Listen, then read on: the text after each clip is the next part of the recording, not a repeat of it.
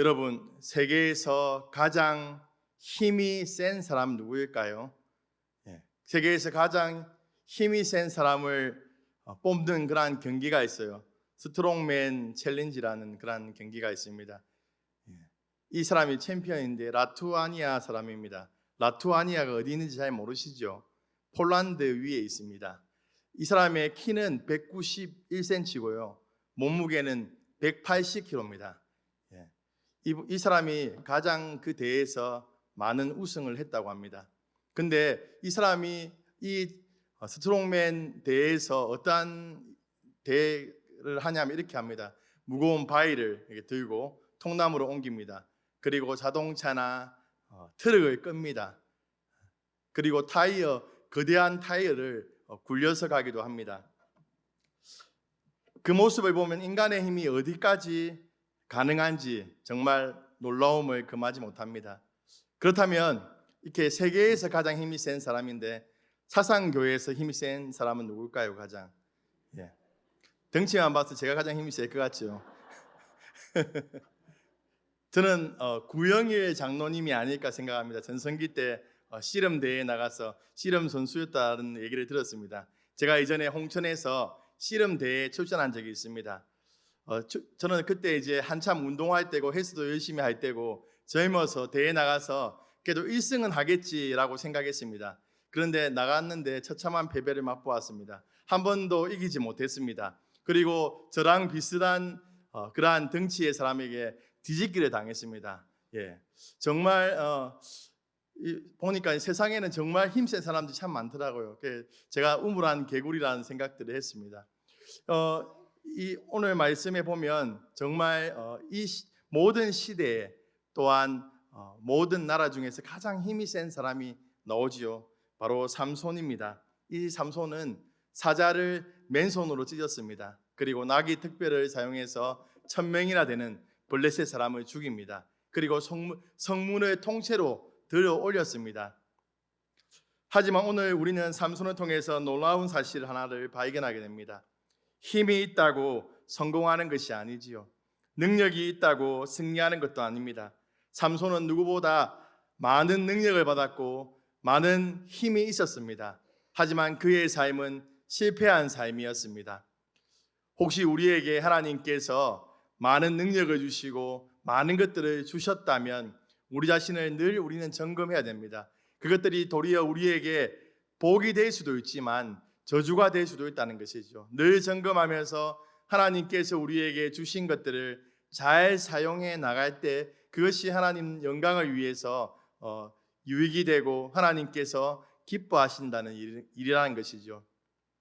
삼손이라는 이름의 뜻은 태양과 같은 사람, 태양과 같은 사람입니다. 이 삼손은 나시린이었죠. 태어날 때부터 하나님의 선택을 받아서 사람들에게 빛을 비추는 삶을 살아가라는 그러한 의미로 아마 삼손이라고 지었을 것입니다. 하지만 그의 삶은 빛을 비추는 삶이 아니었고 어둠을 비추는 그러한 삶이었습니다.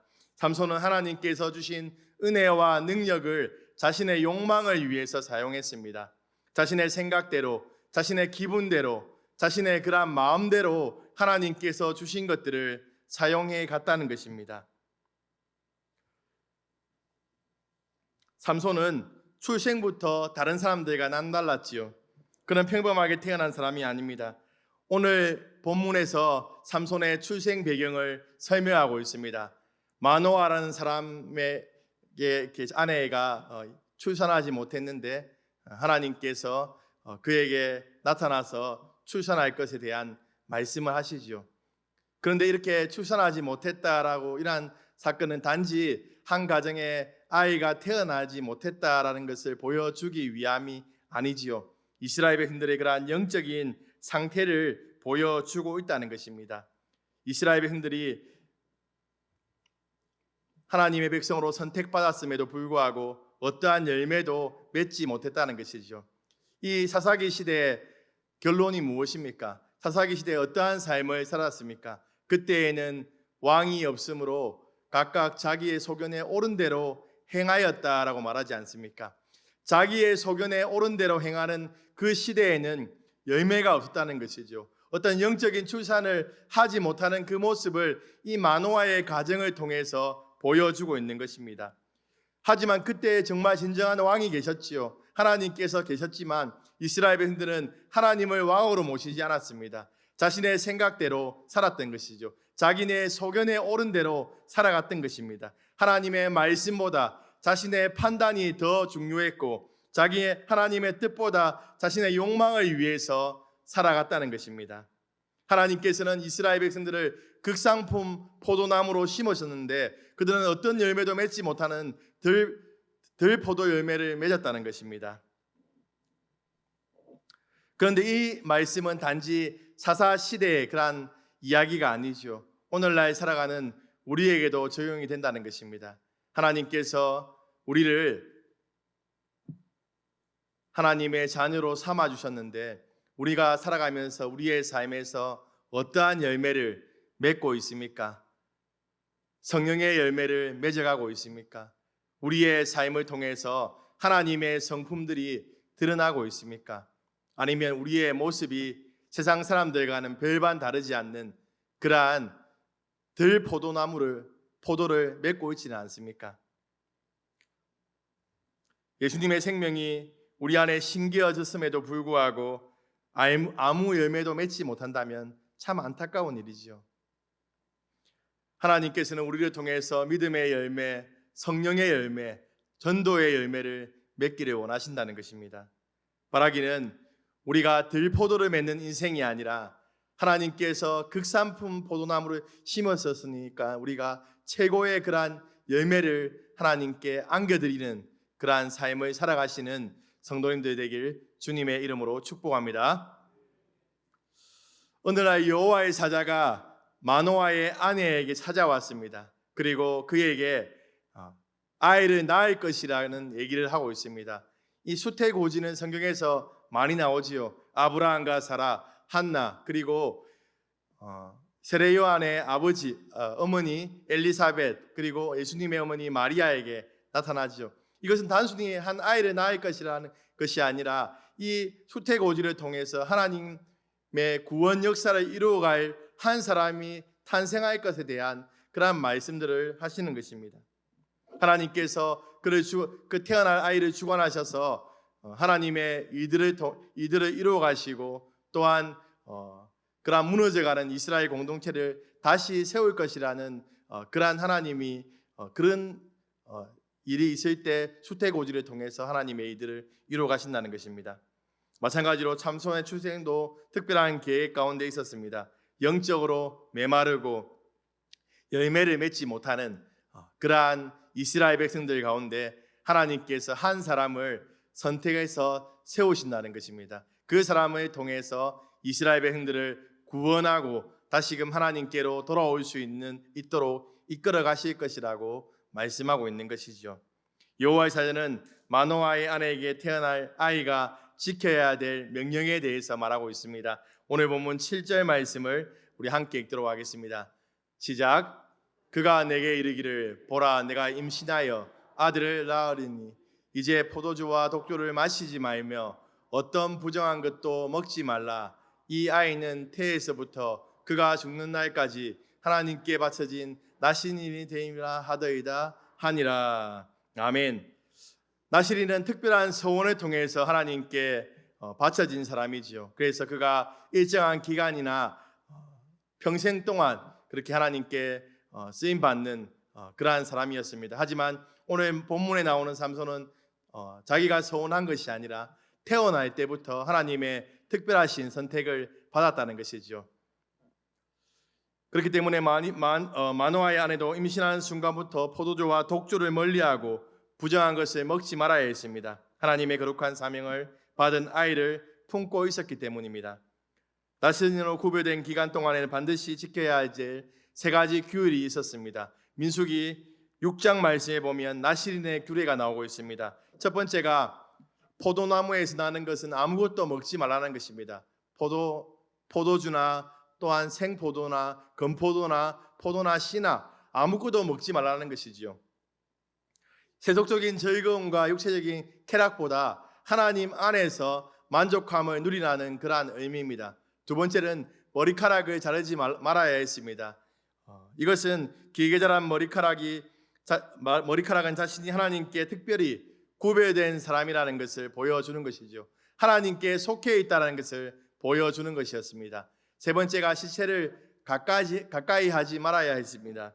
이것은 부모나 형제자매가 죽을지라도 시체에 접촉하면 자신을 부정하게 해서는 안 되었습니다. 성경에서는 죽음은 죄의 결과를 상징하기 때문에 생명의 주인이신 하나님께 온전히 바쳐진 나시린은 죽음과 관련된 부정함으로부터 철저히 자신을 구별해야 된다는 것이죠. 이처럼 나시린의 규례는 단순히 종교적 형식이나 금지 조항이 아니라 하나님께 속한 사람이 어떻게 살아가야 되는지에 대한 그러한 내용을 담고 있다는 것이죠. 여기에서 중요하게 말하는 것은 구별됨입니다. 하나님께서는 나시린이 세상 사람들과 다른 삶을 살기를 원했습니다. 세상의 즐거움과 가치를 따라 살아가는 것이 아니라 하나님을 바라보고 하나님이 기뻐하시는 일, 또 하나님을 즐겁게 하는 일이 무엇일까 생각하면서 그러한 삶을 살아가도록 하셨다는 것입니다. 최근에 한국 리서치에서 조사한 종교 인식 조사에 따르면 기독교인 인식이 아주 좋지 않습니다. 불교의 긍정적인 인식은 54.4, 천주교가 52.7, 그리고 기독교가 34.7%입니다. 한때는 기독교인이라 하면 정직하고 성실하고 많은 사람을 사랑한다라고 여겼지만 지금 오늘날 어떻습니까? 세상과 타협하고 조금씩 구별됨을 포기하다 보니까 그러한 영적인 능력을 잃어버리고 있다는 것이죠. 교회 다니는 사람이 더하다는 말을 듣게 됩니다. 예수님께서는 우리를 향해서 너희가 세상의 소금이다, 빛이다라고 말씀하셨지요. 우리가 구별된 삶을 살아야 함을 강조하셨습니다. 우리가 빛이기 때문에 어두워져서는 안 된다는 것입니다. 빛은 어둠에 가면 비추는 것처럼 우리가 구별됨을 가지고 어두운 세상 가운데 나간다면 그 어두운 세상이 우리의 빛을 통해서 밝아질 것을 말씀하신 거죠. 또한 우리는 소금이기 때문에 세상 가운데 녹아들어서 그 맛을 잃지 않고 세상을 변화시키고 세상이 썩지 않도록 그렇게 해 나가야 됨을 강조하신 것입니다.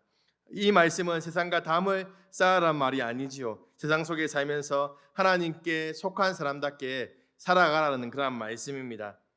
바라기는 우리의 삶을 통해서 거룩함이 드러나게 되기를 소망합니다. 구별된 우리 삶을 통해서 하나님의 영광이 드러나고 하나님의 빛이 세상 속에 드러남을 통해서 계속해서 악해져가고 어두워져가는 그러한 세상 속에서 우리의 구별됨을 통해서 다시금 그러한 어두움이 빛으로 바뀌어지는 그러한 생명의 역사를 일으키는 그러한 사상교회 성도님들 되길 주님의 이름으로 축복합니다.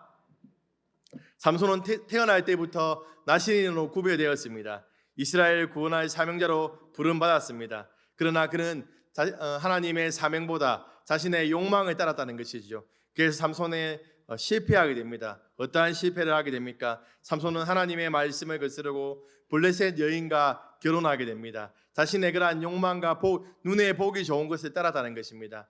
물론 하나님께서는 그러한 상황들까지, 그러한 삼손의 실수까지 사용하셔서 하나님의 이들을 이루어 가십니다. 이 일이 하나님께로부터 났다라고 그러한 표현이 있는 것처럼 하나님께서는 그러한 삼손의 실수까지도 사용하셔서 하나님의 구원 역사를 이루어 가시지만 이 삼손은 자신의 눈에 보이는 보기에 좋은 대로 행했다는 것입니다. 둘째는 삼손은 죽은 사자 시체에서 나온 꿀을 먹었지요. 자신의 그러한 욕망대로 행했다는 것이지요.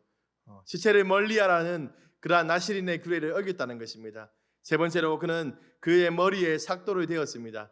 들릴라에게 자신의 비밀을 털어놓아서 머리카락을 잃게 됩니다. 결국 나시린으로서의 마지막 표징마저 잃어버리는 것입니다. 이것은 한순간의 실수가 아니라 계속해서 타협하다 보니까 결국에는 그렇게 거룩함을 잃어버리고 구별됨을 잃어버렸다는 것입니다.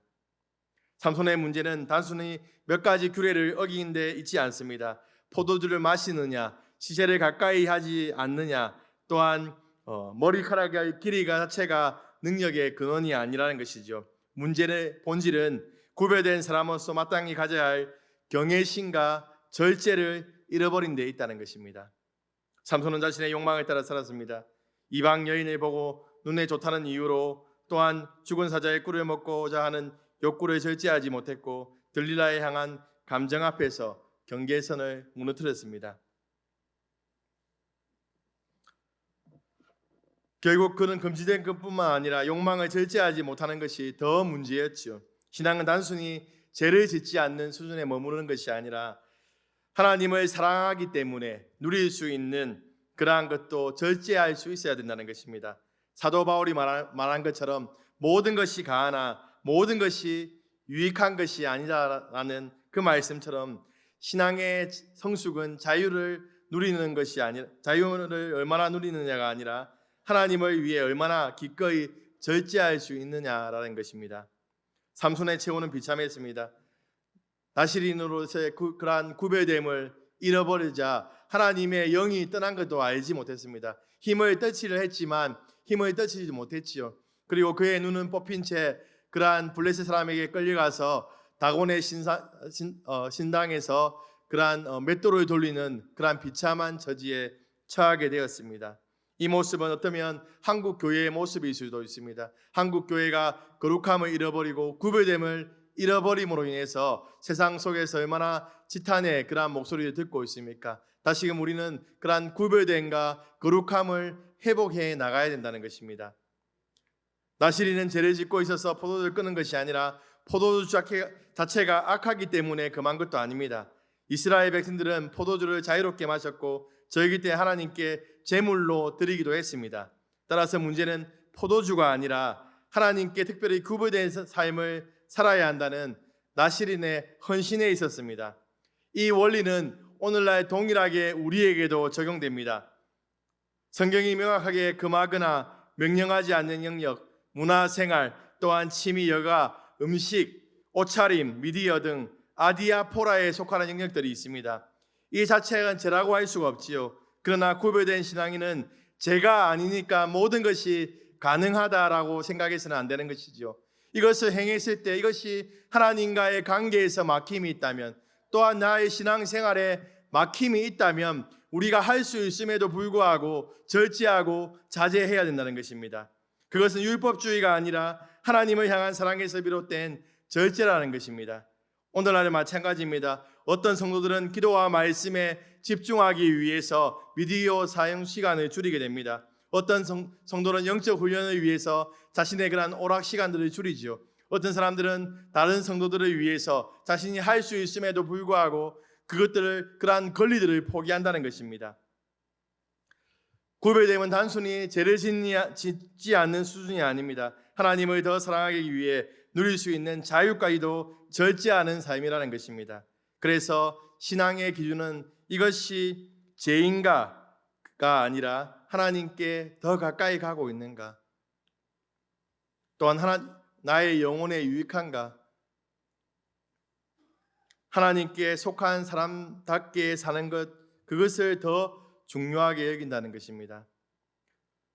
우리는 나실인의 규례 안에서 살지 않지만 여러 가지 아디아포라에 속하는 영역 가운데 우리가 살아가고 있습니다.